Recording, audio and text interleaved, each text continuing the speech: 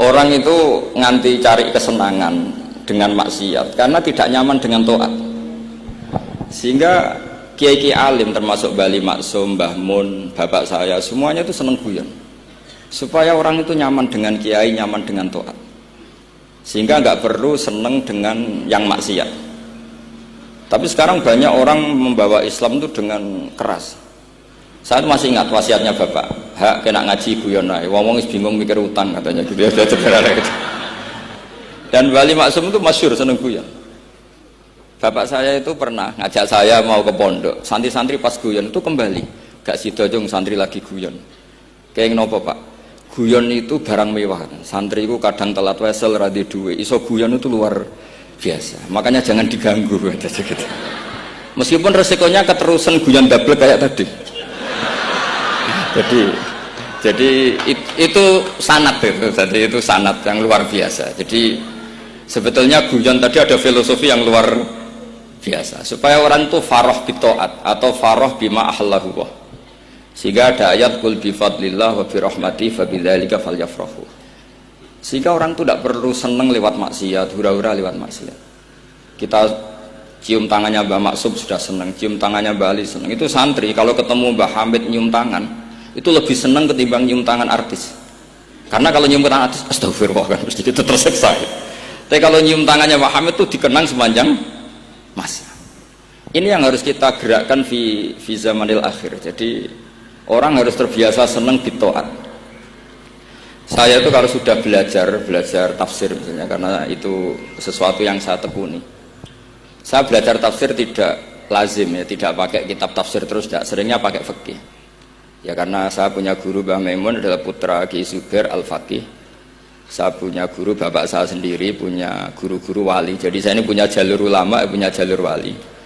Sehingga kemungkinannya saya itu kalau nggak ulama ya wali atau gaduh-gaduh nggak jelas itu karena saking banyaknya.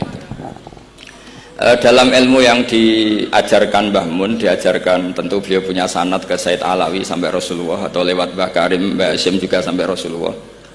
Yang jelas gak lewat duta besar karena ini mengkotek itu bahaya kalau sanad lewat apa duta besar.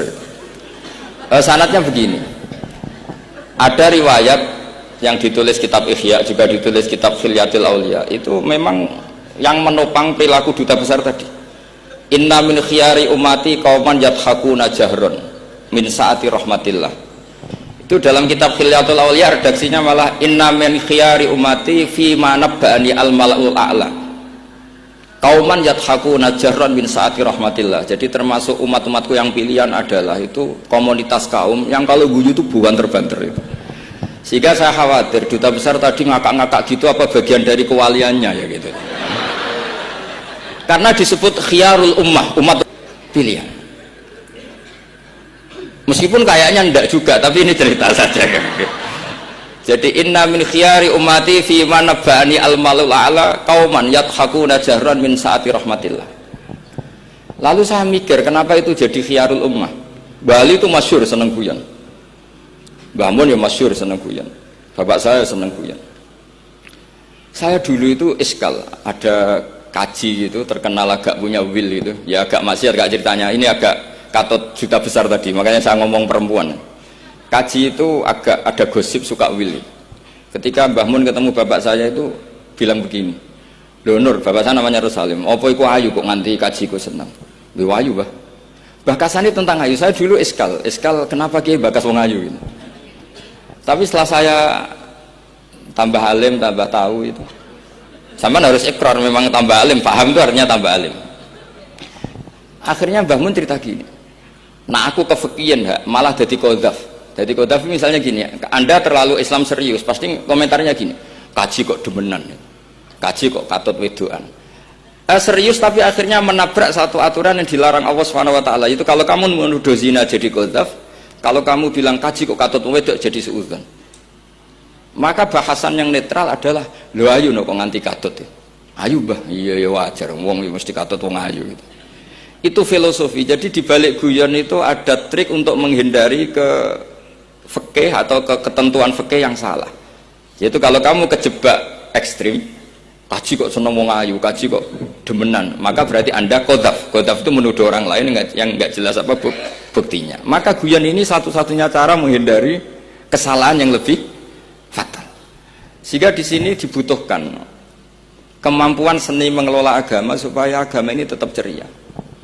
Saya berkali-kali cerita kalau ngaji, Imam Syafi'i itu kalau ditanya, diberitahu orang yang nyium tangan jenengan, yang di depan jenengan itu hormat, itu di luar ngerasani jenengan, bully jenengan. Jawabnya Imam Syafi'i itu tertawa-tawa. Baguslah, berarti saya wibawa, di depan saya buktinya tidak berani. Jadi enteng saja, dijawab enteng saja. Baguslah, berarti saya wibawa, nyatanya di depan saya tidak berani. Tapi banyak orang membenci jenengan karena fikih jenengan. Jawabnya Imam Syafi'i seneng lagi. Baguslah, nggak seneng saya pasti nggak pernah ngutang saya. Coba kalau kamu seneng juta besar itu pasti minta tolong, mau masuk apa saja lah. Tapi kalau benci Pak duta besar pasti malu kan minta tolong. Untung mana kamu dibenci orang sama disenangi orang. Karena kalau dibenci orang yang membenci itu pasti tidak utang kamu, tidak ngerepoti kamu, tidak senang. Jadi Imam Syafi'i itu ngadepi dunia itu enteng saja, diberitahu itu orang itu nggak suka kamu gini-gini, ya bagus lah. Sehingga beliau ngendikan terkenal sekali, waman asaa ilaika faqat atlaqaka. Orang yang berbuat buruk sama kamu berarti membebaskan kamu. Karena orang ini pasti nggak akan ngerepoti kamu. Jadi ulama-ulama dulu ciri khasnya adalah ar-ridho anillah, melihat apa saja itu sudah ridho.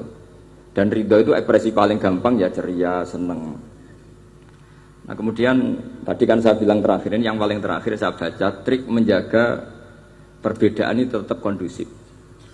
Saya neliti kitab Bali Maksum sampai khatam, termasuk kitab yang saya letakkan di kamar khusus itu diantaranya ada kitabnya Bali Maksum, Naduman Sulam Taufiknya Mbah Hamid yang karangan orang-orang Indonesia. Tentu terbanyak ya kitabnya Mbah Mun, Mbah Zubair. Bahkan saya masih punya catatan tangan tulisannya Basim Asyari karena beliau pernah nyurati buyut saya ketika khatam Sahih Muslim yang keluarga Kudus. Terus banyak lah saya punya, termasuk saya punya tulisan tangannya Kiai Fakih Mas Gumambang, gurunya Mbak Zubair. Saya memang dokumenter kitab, sehingga saya maaf sekali kalau pidato umum itu memang saya tidak keahlian saya. Karena itu harus dobes, itu tidak keahlian ulama, dobes itu tidak keahlian ulama. Ini saya baca singkat, tapi semoga ini barokah karena ini kholnya Bali Maksum. Semua mubalek tadi pakai catatannya sendiri, jadi itu ngekholi dirinya sendiri. Ini saya pakai orisinal kitabnya Bali Maksum. Jadi saya mungkin penceramah terbaik karena sesuai konteksnya itu. Nah ini enggak. Ini kholnya Bali Maksum, cerita syairnya sendiri tentang rokok lagi, bolot lagi. Yes. Ya semoga diampuni oleh Allah Subhanahu wa taala. Ini ngendikane beliau tentang meminimalkan konflik. Ini saya baca di bab Al-Mithalul Awal. Jawazu hibati thawabil qiraah wa shadaqah lil mayyit wa wusuli thawabil qiraah wa a'malil birril mayyit. Kita berkeyakinan bahwa yasinan, tahlilan itu sampai ke mayit. Itu boleh kita hadiahkan dan sampai ke mayit. Kata Bali Maksum, wa wa min masailil furu' al khilafiyah fala yajuzu bi sya'nihi itharatul fitan wal jidal wal ingkar alal qail wal amili bihi wala alal mukhalif. Ini dari awal masalah khilafiyah, sehingga agak perlu jadi konflik yang berkelanjutan, baik kita menuntut yang melakukan itu atau menuntut yang menentang itu. Karena dari awal ini masalah furu'iyah, sing nglakoni nggih monggo, sing nentang nggih napa monggo. Selama ini kan kita yang melakukan memaksa orang lain menerima, yang menentang memaksa orang lain menghentikan. Ini tidak fair kata Bali. Kata beliau itu tidak fair. Wala yang bagi ayaqa bainahuma ma la yang bagi wuquhu bainal akhwaini muslimaini. Kata beliau, wala in kana lil mani'i mustanadun fa inna li ghairihi mustanadan kadzalik. Kalau yang melarang tahlilan, melarang yasinan dikirimkan ke mayit itu punya mustanad, punya sanad. Yang bagi yang membolehkan juga punya sanad. Kalau ada kiai yang kalau pidato nangis itu sanadnya banyak dan benar, tapi yang uraan kayak Pak Duta Besar juga banyak. Semuanya ada sanad. Jadi kata beliau sederhana saja, kalau al-maniun, orang yang menolak itu punya sanad, kita yang membolehkan juga punya sanad. Tapi kata beliau dengan enteng, dengan ceria, ini masalah furu'iyah, nggak perlu jadi itharatul fitan wal jidal wal khisom. Kata beliau nggak perlu jadi perdebatan. Makanya pesan saya sama santri-santri kerap ya, sebetulnya masalah kita ini tercerabut dari ilmu.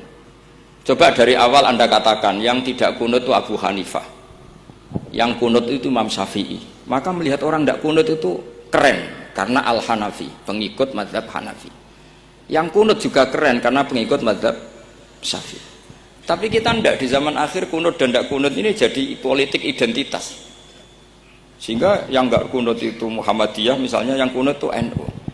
Mana ada Basim Asy'ari sebagai mujaddid atau mujtahid yang mengharuskan kunut, atau Mbah Ahmad Dahlan yang melarang apa? Kunut. Wong dua beliau sama-sama pernah ngaji Syekh Khotib Minangkabau, pernah ngaji Mbah Mahfud ketika di Mekah.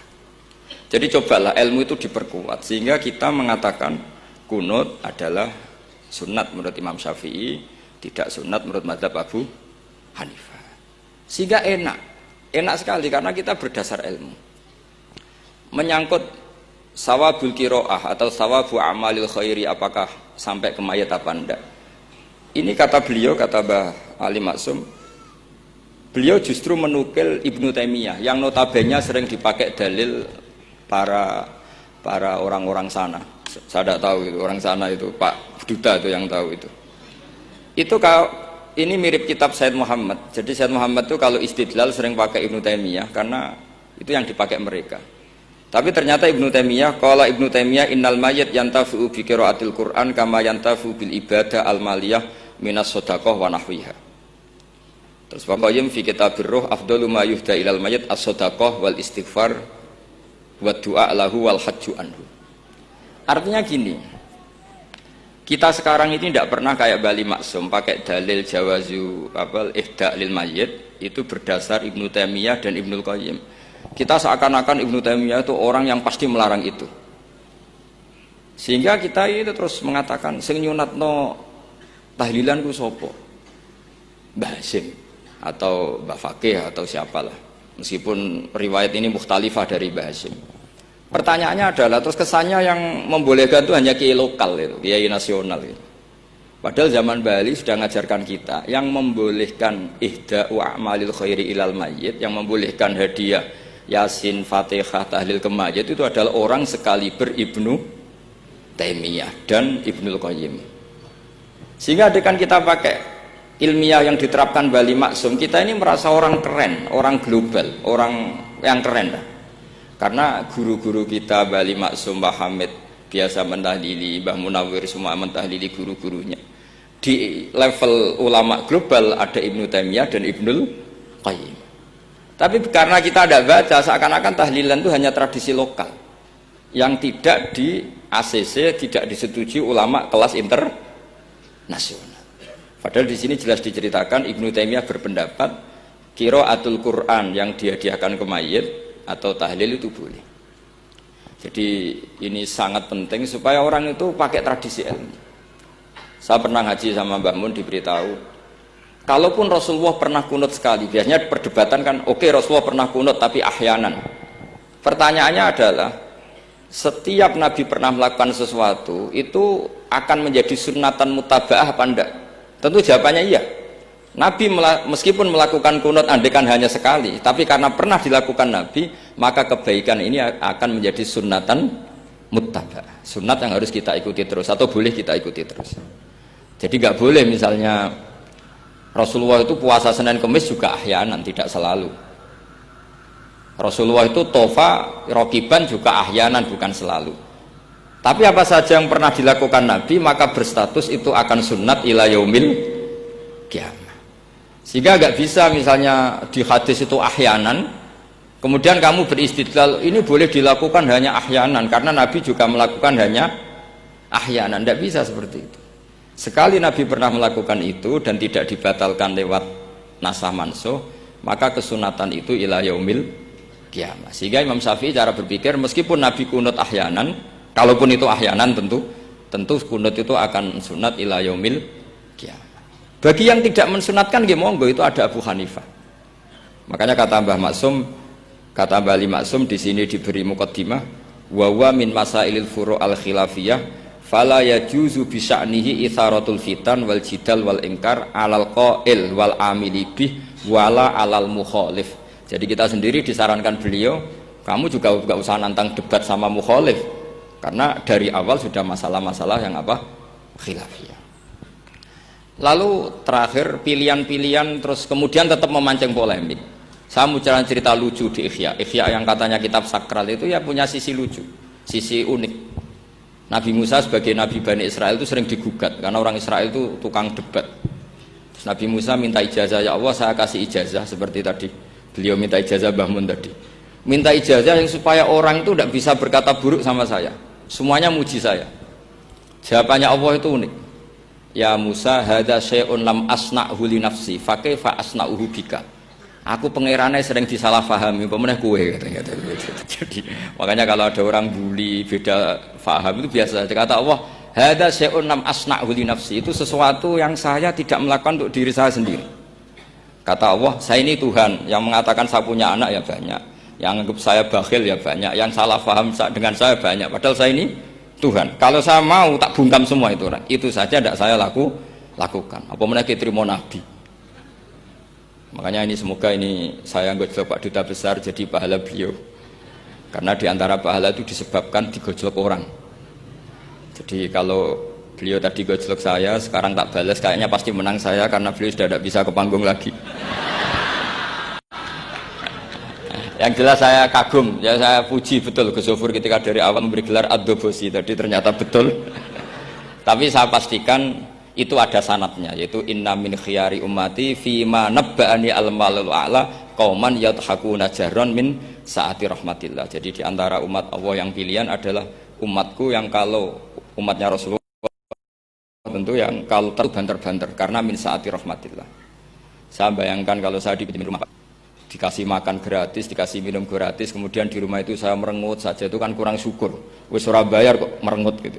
Sama kita pakai buminya Allah, pakai airnya Allah, pakai oksigennya Allah. Modal guyu ya ora gelemen merengut gitu.